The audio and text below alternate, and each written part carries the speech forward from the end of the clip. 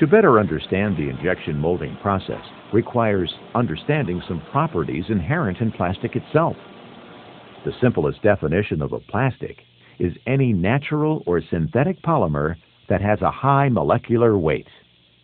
There are two types of plastics: thermoplastic and thermosets.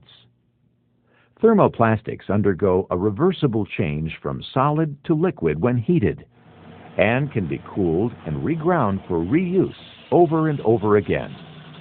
Thermosets undergo a chemical reaction between two reagents when heated and achieve their strength through the interlocking chemical bonds. Once molded, thermosets cannot be resoftened.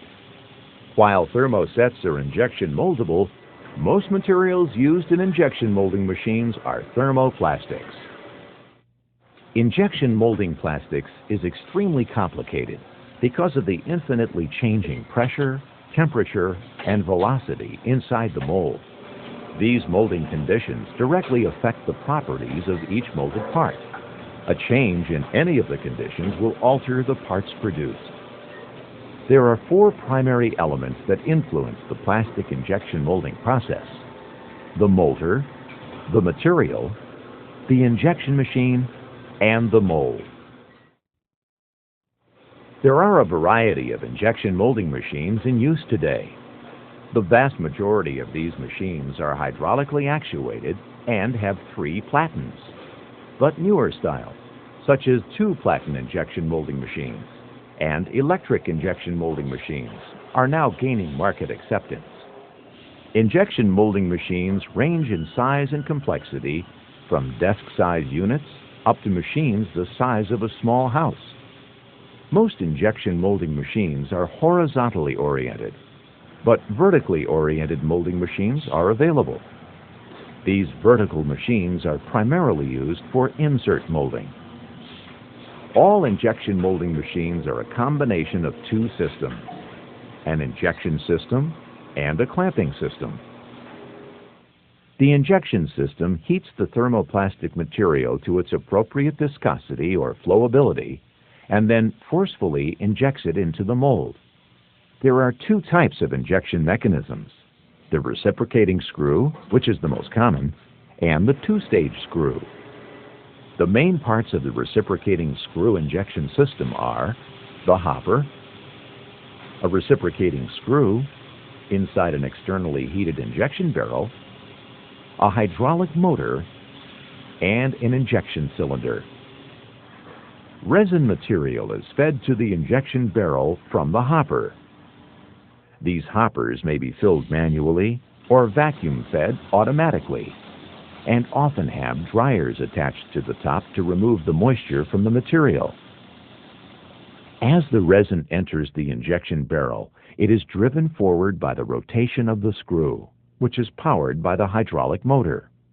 The resin plasticizes or melts as the turning screw drags it towards the nozzle end. This is referred to as drag flow. Drag flow causes the polymer molecules to slide over each other, creating frictional heat, which melts the material. External heating bands provide additional heat to the injection barrel. The heating bands bring the material to its final temperature and compensate for the radiation heat loss. The temperature is controlled by 3 thermocouples in the barrel and 1 in the nozzle. Over time, many different mold designs have been developed that meet specific injection molding requirements.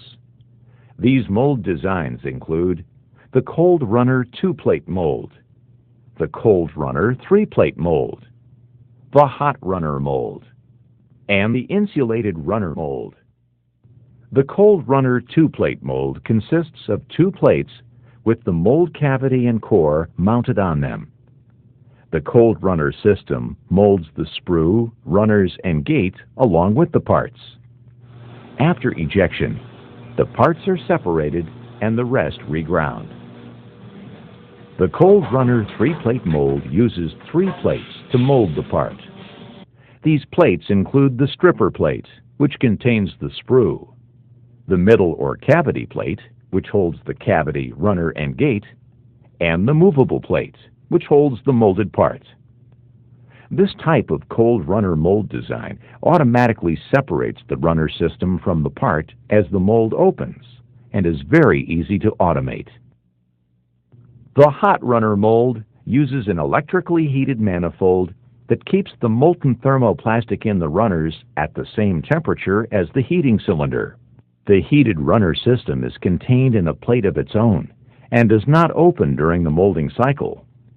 Because of this, hot runner molds generate no runners or sprues. For this reason, hot runner molding, also known as runnerless molding, is fast and efficient. The insulated runner mold is much like the hot runner mold, but it uses a large diameter runner. During injection, the outer surface of the runner freezes. This insulates the center material, keeping it at the molding temperature.